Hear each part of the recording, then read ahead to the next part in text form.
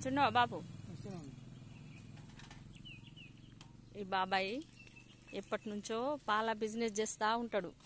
ఇంత వయసు వచ్చినా కానీ చూడు అసలు వట్టి ఉండనే ఉండడు. ఎప్పుడు చూడు పాలు. అదే అదే నువ్వే వండుతావా పాలు?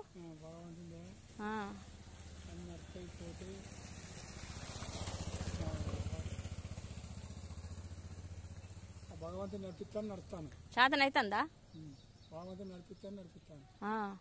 ఆకాశం కైలాసం మనకు, కింద భూలోకం, నడవ నాగలోకం.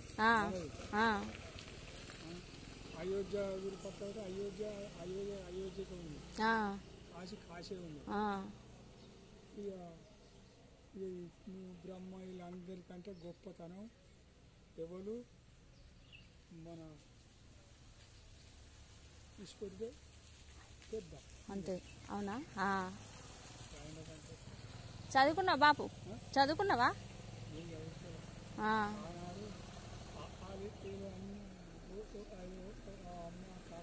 మా మామయ్యదంటానా నువ్వు?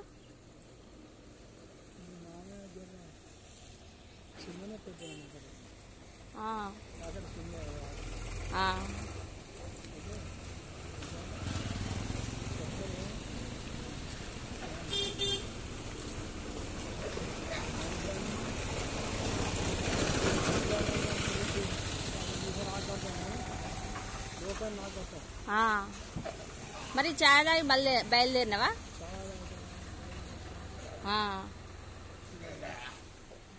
నాకు లెక్కలు లేవు ఇప్పుడు. తల్లిని పిల్లగంతలు, పిల్లని తల్లిగంతలు. ఆనాడు భయభక్తులు ఉన్నాయి, ఈనాడు లేవు. కన్న తల్లికి ఈ కొడుకుని ఉన్నాయి ఇద్దరు. కానీ 9 మాసాలు మోసినాయి. 3 ఏళ్ళ దాకా పక్కన వస్తుంది. 3 ఏళ్ళు అయినాక ఈ సంఘం అట ఎవరు కట్టిండ్రు బాపు తెలుసా నీకేమైనా? సంఘం మన పద్మశాలి సంఘం వెనకట ఎవరు కట్టించిండ్రు నీకు తెలుసా? మొన్న ఒక అన్న ఉండి మీ మామయ్య కట్టించిండు అన్నాడు. ఎవరు కట్టించారు? అవునా? లక్ష్మీనారాయణ మామయ్యనా? అయితే ఆనాడు కుల సంఘానికి వీళ్ళు చిరువంతులు అయ్యి అన్నిట్లో మేలేరు, ఉన్నా లేకున్నా తెలుసుకొని వెళ్ళలే పేరుటలు. లక్ష్మీ తర్వాత నాకు కూడా ఎవరు బోలి బంతులు కొట్టాను. అంటే అందరు అడుగుతారు, వెనకటోళ్ళు అంతా అడుగుతారే అట్లా ఎటన్నా ఊర్లకు పోతా కదా ఇట్లా పోసుకుంటే ఇట్లా పోసుకొని కనగడ కుడుతుంది. అవునా? పోతే కానీ అందరూ మా తాతలను మామలను అందరినీ గుర్తు చేస్తూ ఉంటారు, ఇట్లా రా అట్లా రా అని. చాలా గొప్ప పైస కాగితలు, 2 పైసల కాగితలు.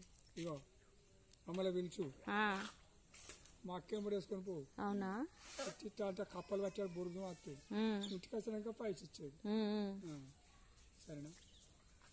అటుకనే బొరినావా కలిసినావు రాని అలా వేసినావు నువ్వు వరకు సంఘంలో చేయలే?